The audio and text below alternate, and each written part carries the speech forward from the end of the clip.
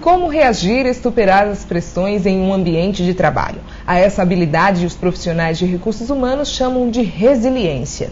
Mas será que essa capacidade é facilmente aprendida? E que tipo de perfil profissional responde bem a um estímulo mais forte dentro de uma organização?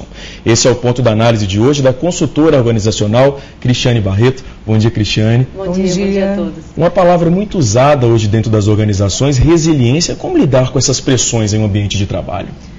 Bom, hoje a gente precisa se acostumar com a pressão no ambiente de trabalho. Tem pessoas que dizem, não, eu vou sair do meu emprego porque aqui nessa empresa tem muita pressão. E a pergunta que fica é, qual é a empresa hoje, qual é o emprego, qual a profissão que você não trabalha sob pressão? Então nós precisamos aprender a trabalhar sob pressão, nem que seja a pressão do tempo, porque ele é limitado.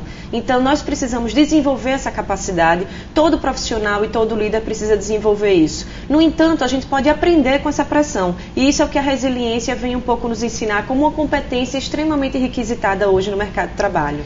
Como, então, lidar com essas pressões sem ser, por exemplo, grosseiro com seu companheiro de trabalho, já que em momentos de pressão muita gente acaba, digamos assim, explodindo? Bom, antes da resiliência, a gente precisa desenvolver com ela algumas competências comportamentais, como, por exemplo, as pessoas muito resilientes são aquelas que têm uma inteligência emocional, são aquelas que são criativas e, principalmente, aquelas que aceitam e lidam bem com as mudanças. Na semana passada, nós demos algumas dicas aqui sobre a questão do coeficiente de adversidade. Como eu lidar com as adversidades, com as mudanças que acontecem no dia a dia que eu não consigo controlar. Então, quanto maior a minha capacidade de lidar com aquilo que vai modificando com as mudanças que vêm, seja do ambiente externo, de crise, uma crise econômica, seja de um ambiente interno daquela organização, mais o coeficiente de adversidade ele aumenta e mais resiliente eu me torno. Então a resiliência, ela vem, o termo resiliência vem da etimologia da palavra de ré, que seria novamente, e zilie, que seria impulso, um salto, ou seja, a minha capacidade de dar um salto, de me impulsionar, de dar um salto quântico, apesar de uma adversidade. Então, as pessoas que elas lidam bem com as mudanças, que elas aceitam as mudanças, elas vão ser mais resilientes. E aí elas vão, lógico, se adaptar melhor ao ambiente de pressão, que é o ambiente que a gente tem hoje no mercado de trabalho, para as profissões e também para a sua carreira que você está sempre repensando.